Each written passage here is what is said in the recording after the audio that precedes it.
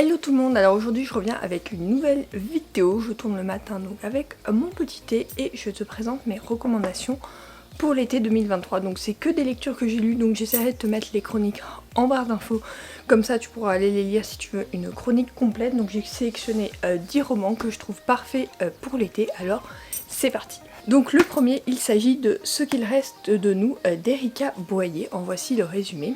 En couple depuis leur adolescence, Jules et Niki sont aussi amoureux qu'au premier jour.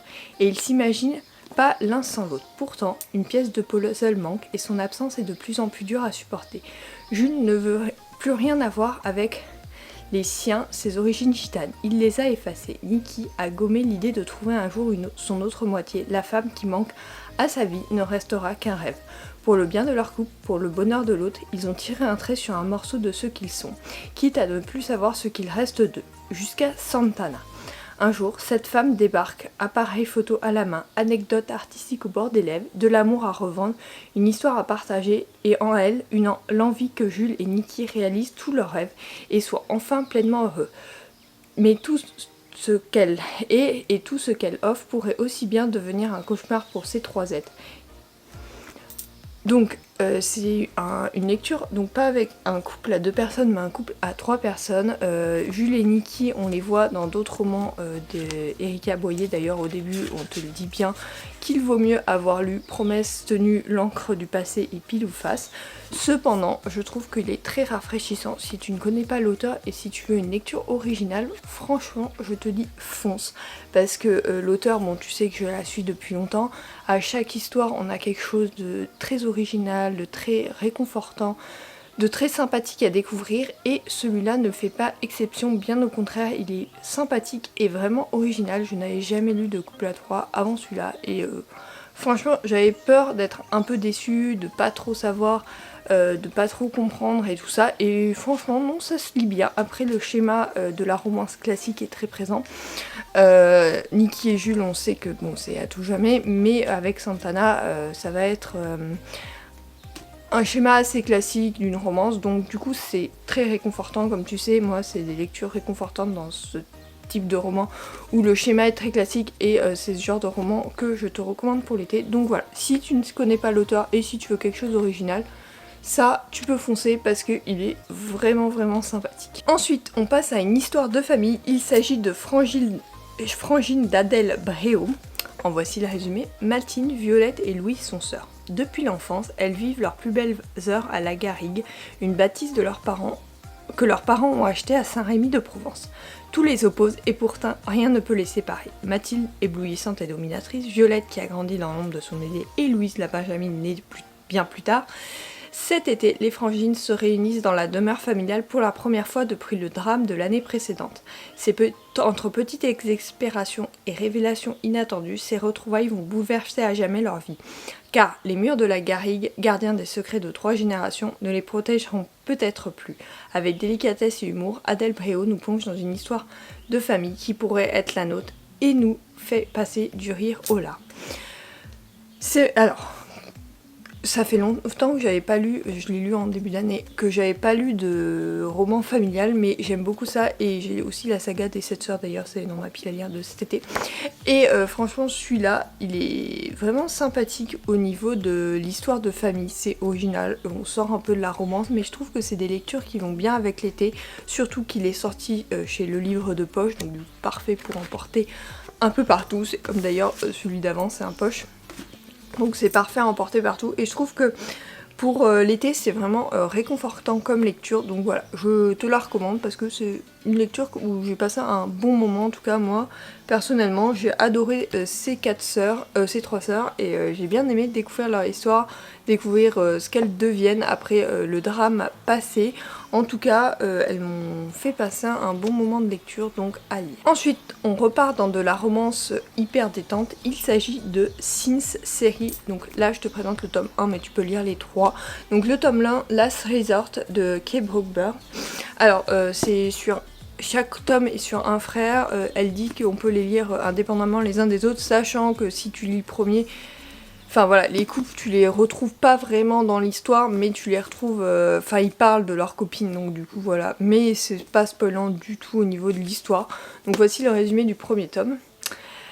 Cet homme vêtu d'un costume parfaitement coupé et qui émane une combinaison envoûtante de richesse, de rébellion et de sexe à pile, après une nuit torride toujours perchée sur mon petit nuage, je plane encore lorsque je m'apprête à faire connaissance de mon nouveau client. Et il est là, arborant ce même sourire dangereux qui m'avait harponné hier soir. Oui, je suis consultante pour Cal Shepard, et oui, Callan Shepard, c'est lui. Héritier multimillionnaire qui ne se plie à aucune loi et se joue des conventions, il semble déterminé à mener à bien un dernier projet pour honorer l'héritage de son père décédé, avant de prendre définitivement le large loin de l'affaire familiale. Heureusement pour moi, ou pas, j'ai été chargée de me rendre aux îles Vierges pour l'aider à atteindre son objectif.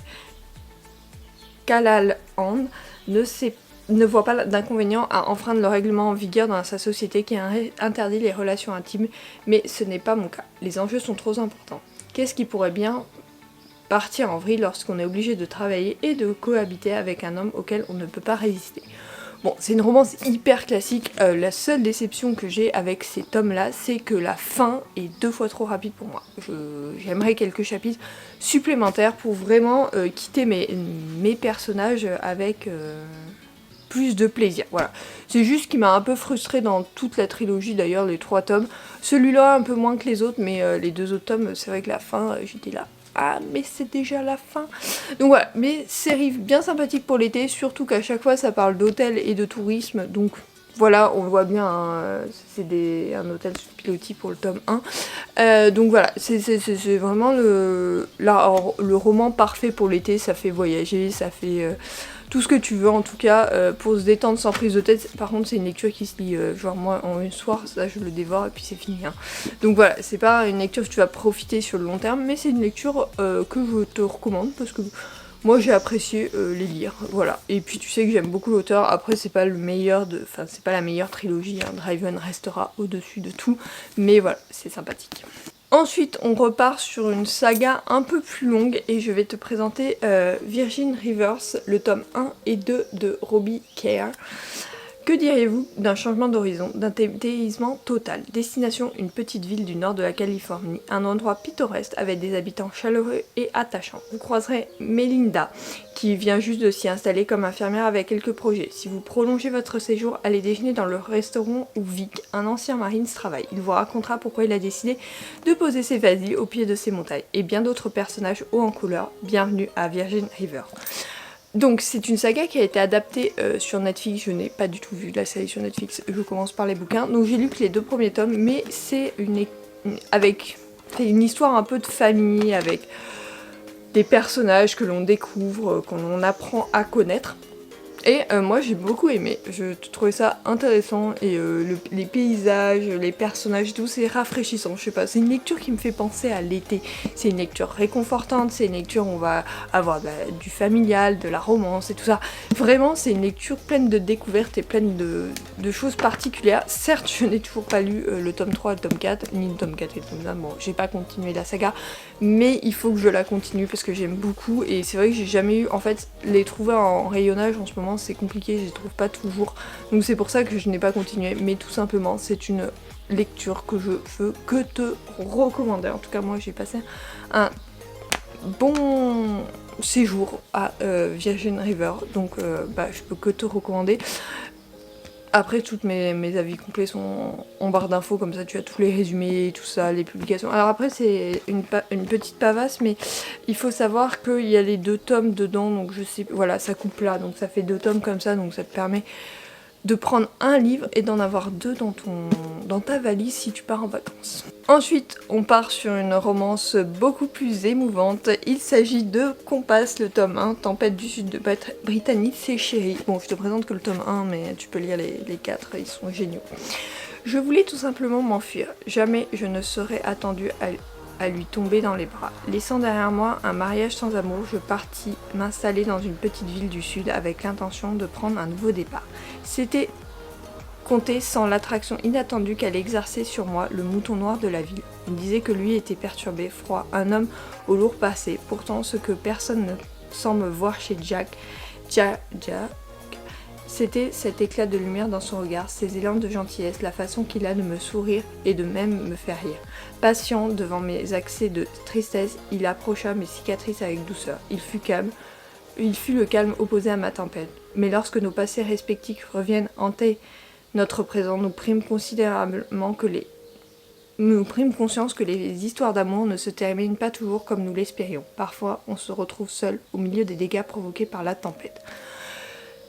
Alors, elle va être émouvante cette lecture, évidemment, il faut que tu aimes que ça soit émouvant, parce que vraiment les personnages avec Bethany Cheshire, ils en voient de toutes les couleurs, ils passent pas forcément un bon moment en notre compagnie. Pourtant, ce sont des lectures que je peux que te recommander parce qu'on passe un merveilleux moment à chaque fois, on s'attache aux personnages, on pleure de les laisser partir, bref, tout est réuni pour passer un bon moment en compagnie d'eux.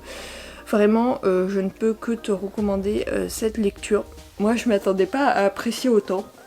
En tout cas, ouais, je m'y attendais pas parce que vraiment, c'est quelque chose que j'ai beaucoup aimé. Donc voilà, je peux que te la recommander. Bethany Cheshire, tu sais que je recommande tous ces romans. Il y en a qui sont un peu moins bien, mais les Compasses et les... c'est quoi les autres ? Les Elements, vraiment c'est des pépites. Donc si tu sais pas quoi lire cet été et que tu veux quelque chose d'un peu dramatique, je te les recommande. Ensuite, on part à la découverte avec Hadès et Perséphone, le tome 1, A Touch of Darkness de Scarlett Ct. Claire. Donc tu sais que j'ai lu que le tome 1 vu que le tome 2 est dans ma pile à lire pour cet été. Donc en voici le résumé. Après s'être installée à Nouvelle-Athènes, la jeune déesse Perséphone espérait mener une vie discrète dans la peau d'une journaliste mortelle. Tout change lorsqu'elle s'assit pour jouer une partie de cartes avec un étranger hypnotique et mystérieux dans une boîte de nuit branchée. Après sa rencontre avec Hadès, Perséphone se retrouve liée par un contrat avec le dieu des ténèbres dont les conditions sont impossibles. Perséphone doit créer la vie dans le monde souterrain ou perdre sa liberté à gémer. Alors qu'elle s'efforce de semer les graines de sa liberté, son amour pour Hadès grandit. Un amour à la fois envoûtant et interdit. Mythologie, aventure, qu'est-ce qu'on peut dire d'autre ? Fantastique, enfin voilà. C'est de la romantaisie, hein, très clairement. Ils l'ont pas publié dans cette collection-là parce qu'elle n'existait pas encore, mais je sais que le point de vue de lui a été publié dans cette collection-là. Donc pour l'instant, j'ai lu que le tome 1, mais très très très prometteur, donc je peux que te le recommander. Je lirai le tome 2, donc courant l'été, comme je te l'ai dit, il est encore dans ma pile à lire. Mais vraiment ce tome 1 m'a surpris et m'a fait apprécier cette lecture. Je ne pensais pas autant l'apprécier. Je l'avais vu un peu partout, donc je m'étais dit bon c'est une lecture que tout le monde aime, donc je vais passer mon chemin. Franchement je regrette pas de l'avoir acheté. Si j'avais eu le tome 2 et le tome 3 à côté de moi, je les aurais dévorés. Donc voilà, une grosse recommandation. Si tu veux de l'aventure et tout ça, il est parfait pour ça. Ensuite je te présente Maybe It's Love de F.V. Estir. Donc celui-ci avait été un coup de cœur, tu sais, je l'avais acheté, je m'étais dit ouais on verra, la couverture avait l'air originale, tout le monde en dit pas mal de bien, donc on verra, et ça avait été un coup de cœur. Donc en voici le résumé. L'amour, Danila préfère laisser ça aux accros romantiques auquel il est accro, aux comédies romantiques auxquelles il est accro. Il a depuis longtemps compris que le happy ending, ce n'était pas pour lui, et ce n'était pas son boulot de détective privé qui va le faire changer d'avis. Il est peut-être blasé par les multiples affaires d'adultère, mais au moins il gagne bien sa vie. On ne peut pas tout avoir, pas vrai ? Jusqu'au jour où Claire débarque dans son bureau pour travailler avec lui. Claire et sa langue bien pendue, son addiction au tabac et ses cheveux bleus. Claire qui fait renaître en lui des sentiments qu'il croyait morts depuis longtemps. Jeune et pleine de vie, elle semble redonner un sens à la sienne et paraît déterminée à gratter sous sa carapace d'homme bourru. Moi j'avais bien aimé le côté un peu détective, l'univers avait été sympa en fait, et c'est ça qui m'avait fait avoir un coup de cœur. Parce que vraiment j'ai été surprise par cette lecture et je l'aime beaucoup. Donc si tu as un peu d'aventure mais pas trop avec de la romance, il est parfait, il est détente, le schéma est classique, bref il y a tout pour se détendre. Ça avait été un coup de cœur, je ne peux que te le recommander une nouvelle fois. Je t'en avais parlé déjà plusieurs fois mais vraiment celui-là il est top. Ensuite, je ne pouvais pas faire des recommandations d'été sans te parler d'une de mes dernières lectures que j'ai adorées du duo d'auteurs Emma Green. Il s'agit de Le goût de nos rêves. Donc de ce duo d'auteurs que j'aime tant. Celui-là, il est, mais alors pépite pour l'été. Paris, une collecte de filles à Bastille, des raclettes au printemps, un goût commun pour la cuisine, les chaussures, les chansons cultes et la vie au jour le jour. Olympe et Salomé s'accommodent des petits boulots, de petits plaisirs et de jolis rêves qu'elles savent intouchables. Mais quand le frère de Salomé revient de l'autre bout du monde s'installer avec elle, leur colotte girl only change brutalement de saveur. Surtout quand Simon accepte de mauvaise grâce la requête de sa petite sœur, embaucher Olympe dans le restaurant parisien qu'il compte ouvrir en famille. Un nouveau départ à 3, quand deux membres de cette drôle de brigade n'arrivent pas à se supporter, c'est un pari fou. Pourtant, ce bistrot ressemble beaucoup à leur rêve, alors Olympe va accepter que celui qui squatte son canapé et ses pensées devienne aussi son boss, même si ce n'est pas du tout ce qu'elle s'était jugé d'éviter. C'est même si c'était tout ce qu'elle s'était jugé d'éviter. Trop cliché, trop risqué, et pourtant ce garçon est bien trop à son goût. Bon bah tu l'as vu dans le résumé, on a le schéma classique de la romance, on a de la détente, enfin le style de l'auteur, des auteurs nous fait plonger dans cette romance de manière hyper facile, vraiment pour se détendre au bord d'une piscine, mais il est juste génial, j'avais adoré, franchement je regrettais même de ne pas l'avoir regardé un peu pour cet été, mais vraiment j'avais adoré cette lecture, donc vraiment si tu veux découvrir un livre sympa, il est fait pour toi. D'ailleurs, je l'avais fait dédicacé comme le Erika Boyer lors du Romance Fever à Vendargue, donc à côté de Montpellier. Et vraiment, on en avait parlé, elle disait que oui, c'était vraiment un livre pour l'été, pour se détendre. En fait, elles écrivent un peu deux styles. Il y a un peu du dramatique, et ce qu'elle disait qui marchait un peu moins, et du hyper classique. Et ça, c'est du classique que je te recommande. Le dramatique, je te l'ai déjà recommandé parce que je les adore. Mais voilà.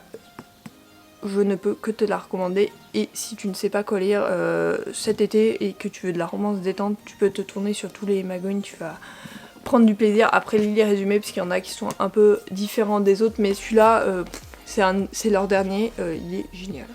Pareil pour cet auteur, je ne pouvais pas faire des recommandations pour l'été sans en parler. Il s'agit de Colleen Hoover avec À tout jamais, donc que j'ai lu cette année, c'est la suite de Plus jamais il me semble. Lily vient à peine de se séparer de son mari Ryler après la naissance de leur fille lorsqu'elle retrouve son amour d'adolescence Atlas Corinne. Elle savait déjà qu'il vivait à Boston comme elle et qu'il avait un restaurant dans cette ville, mais est-ce le signe du destin si elle le rencontre par hasard alors qu'elle est prête à aller de l'avant et à oublier les violences qu'elle a subies. Elle a très envie d'explorer ce qui pourrait se développer entre eux. Atlas ne l'a jamais oublié, elle non plus. Mais Lily et Ryler partagent la garde de leur fille et se voient souvent. Peut-elle tourner la page et commencer une nouvelle relation amoureuse sans que Ryler se mêle de sa vie? Est-ce qu'il est prêt à accepter que son ex-épouse se rapproche de l'homme dont il a été jaloux? Atlas et Lily sont adultes maintenant. Et si leur sentiment réciproque reste fort, leur vie a changé. S'aimer peut se révéler un nouveau défi à relever. J'avais bien aimé. J'avais passé un bon moment de lecture. Après, c'est un peu moins détente que les autres. Mais voilà, je voulais te le recommander parce que je trouve que la couverture fait penser à l'été. Et que vraiment, si tu veux une romance un peu originale, qui change de l'ordinaire, celui-là est vraiment fait pour toi. En tout cas, moi, ça l'a fait. J'avais bien aimé. J'avais eu du mal avec le premier tome. Après, il vaut mieux lire le premier tome avant de se lancer dans celui-là. Mais bon, ça reste un Colleen Hoover, je voulais t'en recommander un, donc je te recommande son dernier sorti qui est celui-là. Et pour finir, on part dans de la jeunesse, il s'agit de Somebody Like You d'Estelle Mascam, donc celui-ci. Avec un père, acteur hollywoodien, Mila, 16 ans, a l'habitude des flashs des paparazzis. Pourtant, lorsque son énième gaffe se retrouve immortalisé en première page des journaux à scandale, c'en est trop. La voilà exilée tout l'été à plus de 3000 km de Los Angeles, accolée de Nashville, dans le ranch isolé de son grand-père et de sa tante.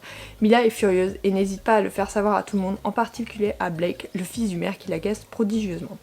Mais forcés de se côtoyer, Mila et Blake vont se rendre compte qu'ils ont bien plus en commun qu'ils ne veulent l'admettre. Bon, ça c'est une lecture vraiment sympathique, c'est une lecture jeunesse. Le 3e tome sort cette année, c'est pour ça que je voulais te le présenter, d'ailleurs je l'ai précommandé. Le jeunesse, j'en lis très peu et de moins en moins parce que j'ai passé l'âge, mais Estelle Mascam, j'aime beaucoup ses romans. J'avais lu Dimini qui avait été vraiment une surprise, et après il m'en manque 2 à lire que j'avais pas eu le temps de commander et de lire. Et du coup, quand elle avait sorti cette saga, je m'étais dit, oh pour l'été c'est bien sympathique parce qu'ils sortent un tome par an, juste avant l'été à chaque fois. Et vraiment, j'avais passé un bon moment. Après, c'est écrit en énorme et c'est pas pratique à transporter. Hein. C'est des gros romans. Après, il est pas épais, hein, mais il est juste... Bah, il fait un peu moins de 300 pages, donc voilà, il est pas très épais, mais il est très grand, tu vois, pas à côté de ma main, à côté même d'un Hugo, il est plus grand, donc voilà.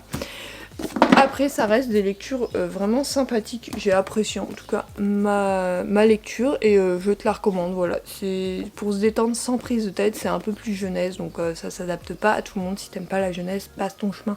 Mais si t'aimes la jeunesse, bah celui-là pourrait te plaire. Cette vidéo est maintenant terminée avec ces 10 recommandations. J'espère que tu auras trouvé ton bonheur. En tout cas, moi, bah, je m'attaque à ma pile à lire et je te dis bah, à bientôt pour une nouvelle vidéo. Bisous, bye.